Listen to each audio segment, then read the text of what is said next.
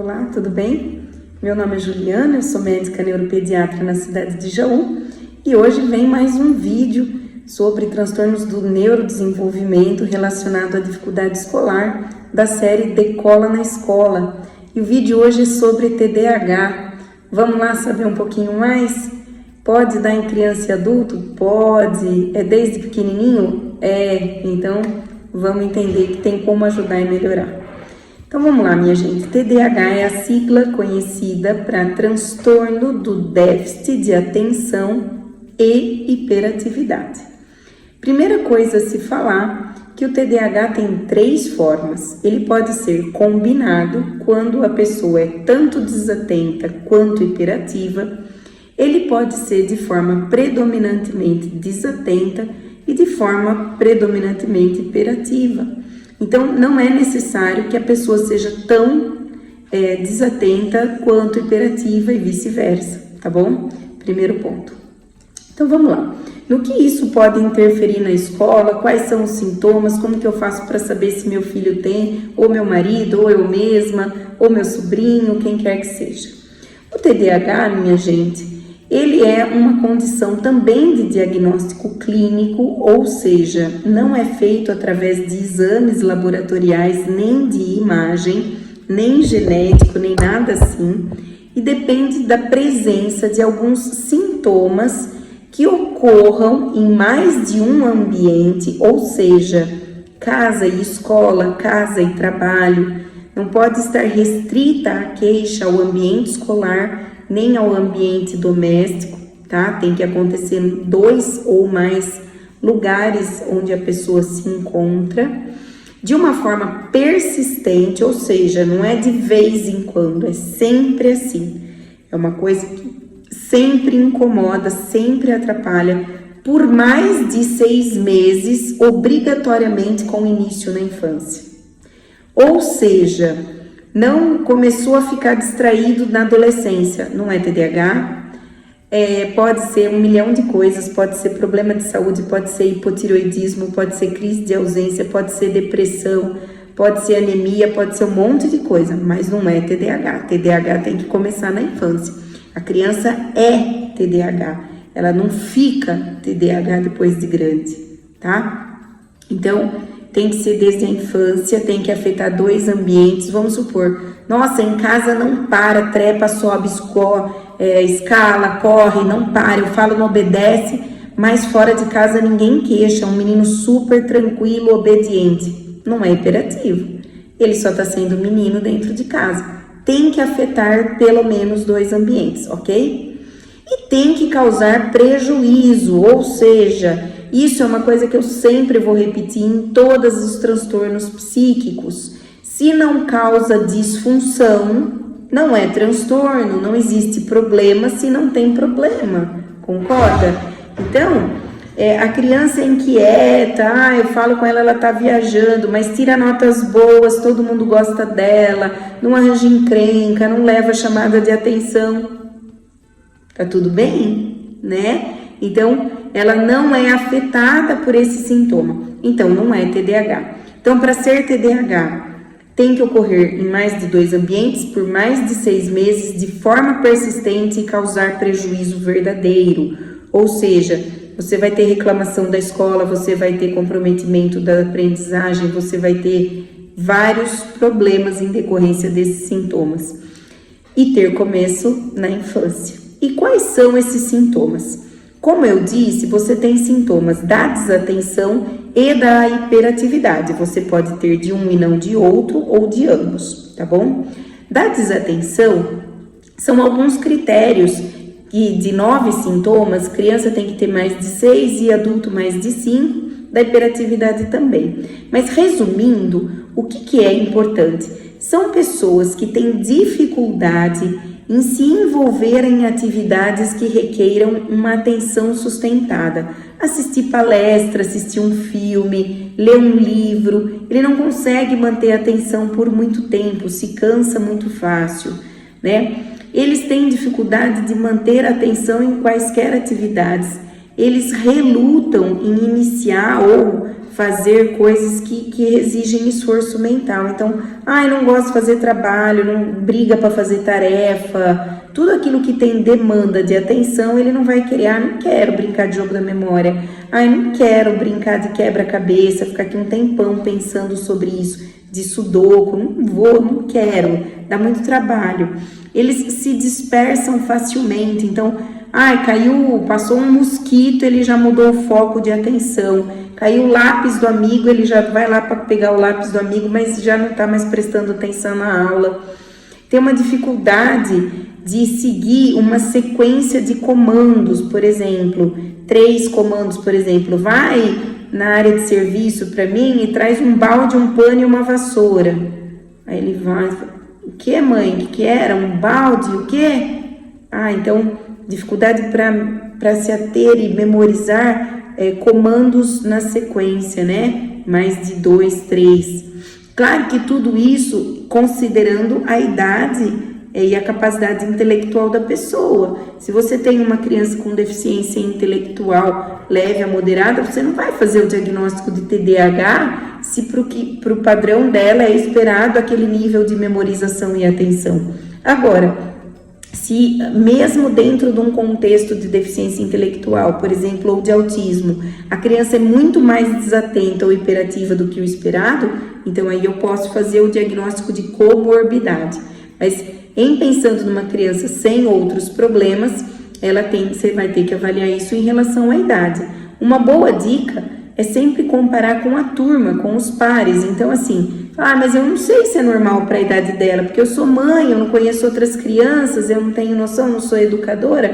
Será que é normal? Pergunte na escola. Pergunte na escola se as queixas do seu filho são muito maiores do que a turma. Você fala assim, mas eu entendi que ele é distraído, mas perto da turma, você acha que ele está entre, os 10, 20% piores? Não, ele está super na média, então vamos esperar, vamos observar. Não, olha, tá chamando atenção, ele tá saindo do padrão da turma, então essa criança tem que ser investigada, ok? Sempre comparar com a turma é uma boa pedida, mesmo porque tem questões culturais no meio. Então, a prevalência nas populações do mundo variam de 1 a 10%. Por quê? Porque tem populações que são mais exigentes com disciplina com crianças, tem outras que são mais permissivas, e aí é óbvio que a queixa vai aparecer mais ou menos. E como não é um problema que você detecta num exame de sangue nem num exame de imagem, depende da queixa e do quanto isso atrapalha o ambiente, vai variar de acordo com a cultura daquele povo, tá certo? E claro, com colocação de disciplina. Então, é uma criança que dispersa, é uma criança que facilmente perde objetos necessários para suas atividades. Então, não sabe onde deixou a borracha, perdeu o apontador, esqueceu o lápis. Esqueci o moletom, tá na casa de quem? Não sei, mãe. E o guarda-chuva? É mesmo, eu levei. Então, a criança tá sempre desatenta, esquece as coisas, não consegue focar e manter tarefas por longo tempo, não consegue, às vezes, prestou atenção no filme? É mesmo, será? Nossa, começa a fazer uma coisa e não termina. Eles têm dificuldade de função executiva de manter um planejamento. Então, por exemplo, sai para ir arrumar a cama, no meio do banheiro tá com sede, vai tomar água, já esqueceu que ia arrumar a cama. Então, tudo isso são os sintomas de desatenção, tá? E os sintomas de hiperatividade? É meio que óbvio, né? Uma criança muito mais agitada do que o normal e do que o esperado para o lugar que ela tá. Então, a criança está num parque, está correndo, trepando, subindo, tá ok, porque isso é esperado para fazer no parquinho, né? Mas aí ela tá numa casa de alguém, tá num velório, tá no mercado, tá querendo escalar a estante, a prateleira do mercado já não é muito adequado. Então, sempre considerar o ambiente e lembrar aqueles critérios iniciais de afetar mais do que um ambiente, certo? Porque tem criança que é super peralta em casa e na escola fica super paradinho. Então, essa criança não é hiperativa, ok? É só criança. Porque desde que o mundo é mundo, cachorro late, gato mia e criança corre e grita, ok? Já falei isso. Então, o hiperativo, ele tem dificuldade em permanecer tranquilo, calmo, por exemplo, numa fila de espera. Ele tem dificuldade de se envolver em atividades mais tranquilas, por exemplo, de ler um livro, de montar um quebra-cabeça. Ele não para, tá o tempo inteiro o tempo inteiro se mexendo, impaciente, não espera a vez dele na fila, se intromete em conversas, né, que ele ainda não foi chamado, responde antes de perguntar, fala demais. Então eu falo, nossa gente, não para de falar, parece que está ligado a todo vapor, o tempo inteiro, não descansa, pilhado, né? E muitas vezes essa agitação é tão grande que deixa a criança irritada, mais nervosa e explosiva. E é claro que dentro dos diferenciais, diagnósticos diferenciais, tem vários transtornos emocionais, como ansiedade, transtorno bipolar, o próprio espectro autista, tá? E também transtorno explosivo intermitente. Lembrando que muitas crianças com TDAH podem também ter os transtornos disruptivos, que é o opositor desafiador. Então eles vão ter problema de conduta, de comportamento, eles se envolvem muito mais em acidentes, eles se envolvem muito mais em questões na vida adulta e na adolescência, em questões policiais mesmo, assim, de briga, de se envolver em acidente, em briga, e maior uso de drogas, né? Eles têm muito mais dependência química, tem mais risco de suicídio, tem mais risco de transtorno de humor. Por quê? Porque passa uma vida sendo chamado a atenção. Nossa, esse menino não para, esse menino é terrível, nossa! E assim, como é uma agitação que incomoda muito, às vezes ele é chamado para ir na casa de um amiguinho brincar e ele apronta tanto na casa da pessoa que a mãe do amiguinho fala, você não me chame mais esse menino para vir aqui. E aí, coitadinho, às vezes ele está sendo já excluído pela turma de tanto que ele perturba, porque ele fica pentelhando, fica o tempo inteiro cutucando e mexendo. E aí ele deixa de ser chamado para festa, ninguém quer fazer tarefa com ele, porque ele esquece de entregar trabalho, ele tem dificuldade de planejar com o tempo, então ele está meio sempre atrasado, meio sempre em cima da hora. Gente, dá tanto problema na vida adulta com entrega de trabalho. Essas pessoas na vida adulta, quando não são tratadas, elas têm maior risco de problemas de relacionamento, de perda de emprego, de se envolver em acidentes. Então, assim, é uma condição muito comum e que realmente requer tratamento, sabe?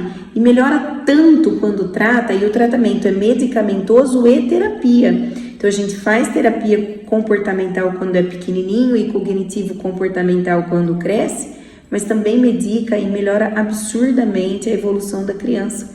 Sempre na investigação dessas crianças, a gente precisa descartar problemas de apneia do sono, por exemplo, algumas epilepsias genéticas, algumas situações que podem atrapalhar ou mesmo piorar a evolução do quadro ou até simular um quadro de TDAH. Tem muita criança que vem como TDAH, por exemplo, desatento, e é uma crise de ausência. Tem criança que, gente, tudo que vocês imaginar que existe de dentro de diagnóstico na neuropediatria pode vir com queixa de TDAH.